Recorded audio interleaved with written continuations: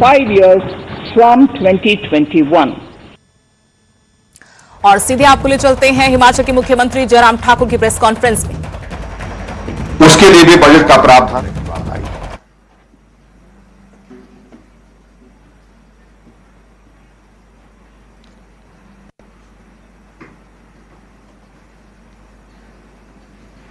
और सबसे बड़ी बात तो यह है कि जो इंफ्रास्ट्रक्चर पर बजट का प्रावधान करने की दृष्टि से उस पर बहुत बड़ा फोकस है।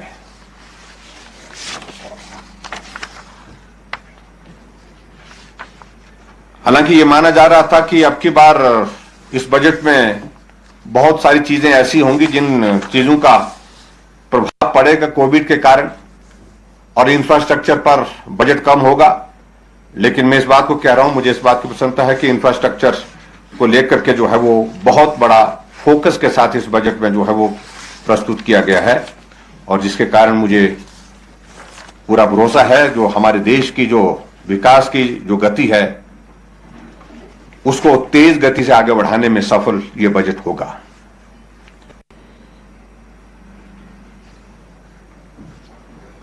सबसे बड़ी बात तो ग्रोथ के लिए जो इसमें अवसर, रोजगार की संभावनाएं और उसके साथ नए इनिशिएटिव्स के लिए इस बजट में प्रावधान और उसी तरह से ईज ऑफ डूइंग बिजनेस में नए इनिशिएटिव्स के साथ काम करने के लिए इन सारी चीजों को इस बजट में जो है इसमें शामिल करने की जो है वो की कोशिशें हुई हैं। और मैं ये कहूंगा कि एग्रीकल्चर सेक्टर में भी उसको और ज्यादा स्ट्रेंथन करने के लिए, मजबूत करने के लिए उस दृष्टि से एक प्रयास और भी हुआ है। जो सेस लगाने की बात है, हालांकि कुछ लोग इस बात का जिक्र करने की कोशिश करेंगे, लेकिन मुझे लगता है कि इस देश की आबादी का बहुत बड़ा वर्ग जो है जो कृषि पर आधारित है उसको मजबूत करने की जो मंशा आदरणीय प्रधानमंत्री जी की है और जिसमें एक बात का जिक्र हमेशा वो करते हैं कि 2022 तक किसानों की आय दोगुनी करने का एक लक्ष्य हमारे सामने और उस लक्ष्य को हासिल करने के लिए हम काम कर रहे हैं। उस दृष्टि से इस सेस के माध्यम से थोड़ी मजबूती मिलेगी, निश्चित रूप से मजबूती मिलेगी। अगर हम कृषि के क्षेत्र में अगर एमएसपी का हम जिक्र करें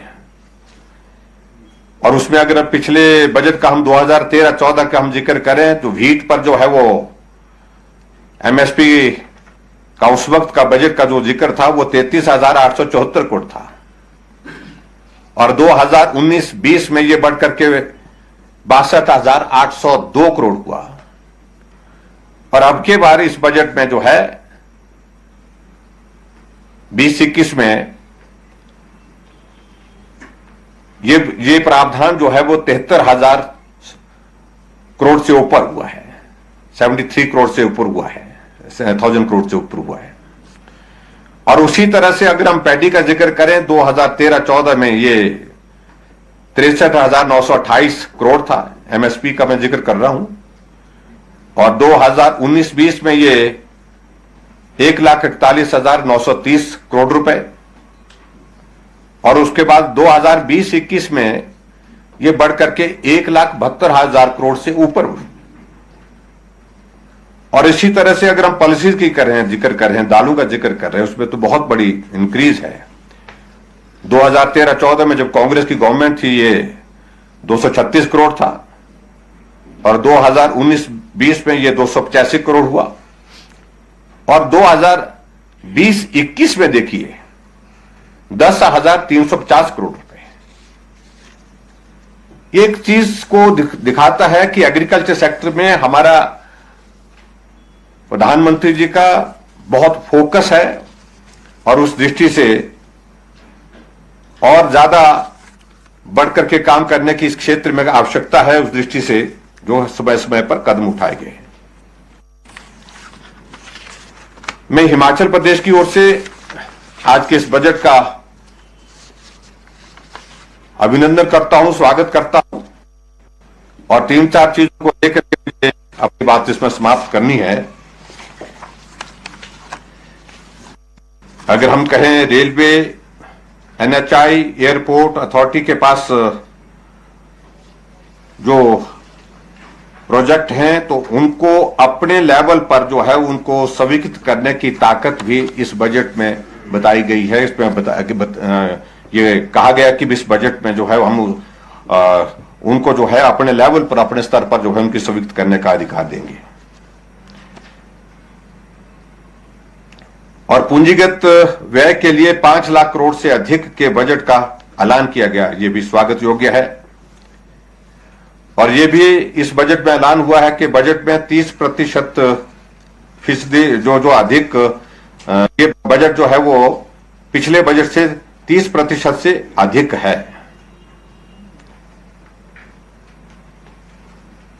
और सबसे महत्वपूर्ण बात यह है कि जो हमारे जो 75 ईयर्स